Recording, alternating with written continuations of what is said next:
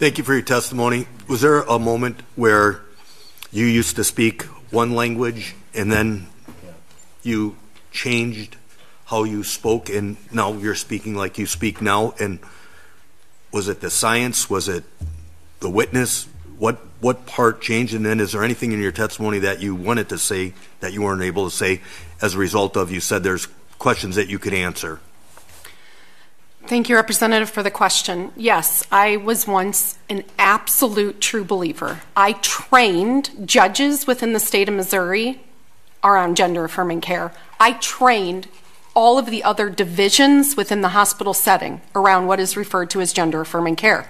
I believed wholeheartedly in this protocol. My spouse is trans, who has now walked back her transition. She was trans for 13 years. There were 3 aspects that made me come to change my mind. Number 1, this protocol itself was built on regressive stereotypes and is homophobic.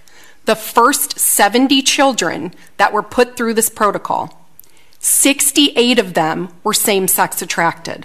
The entire DSM protocol is based on stereotypes about what sexed behavior looks like, and most gays and lesbians in childhood do not fit the mold of what regressive stereotypes look like for sexed behavior. Of the 71st children that were put through this protocol, 1 of them died because the protocol itself destroyed what used to be the way that we would invert an adult's penis to make it a vagina. The puberty blocker itself makes the penis not grow to the point where that child was put through a vaginoplasty that used their colon instead, and they died of a massive infection. The protocol itself is homophobic. Number 2, I saw a patient population go from 4 new intakes per month of children who are mostly pre-pubertal boys to 50 to 60 new patients per month, and 80% of them were teenage girls. Guess what teenage girls have in common? They are absolutely susceptible to social contagion. This occurred right when COVID lockdowns happened, right when we stuck one of these in all of those teenagers' phones, and right when we saw all of these girls watching videos. We actually referred to it in the clinic as TikTok ticks.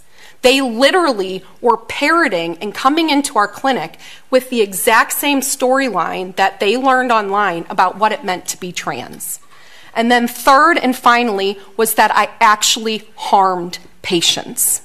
This protocol itself physically harmed my patients to the point where I was sending children to the emergency room for emergency surgeries after they had their first sexual experience and their vaginas were ripping open. We removed the breast of a young woman who called us back begging to have them put on. She not only had detransitioned and was re-identifying as a woman, she was also pregnant.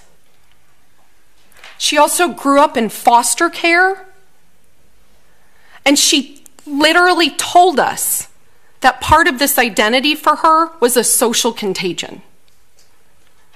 So I absolutely had to change my mind because ethically it is the only right thing to do. And I beg my party, please do the scientific right thing. Thank you.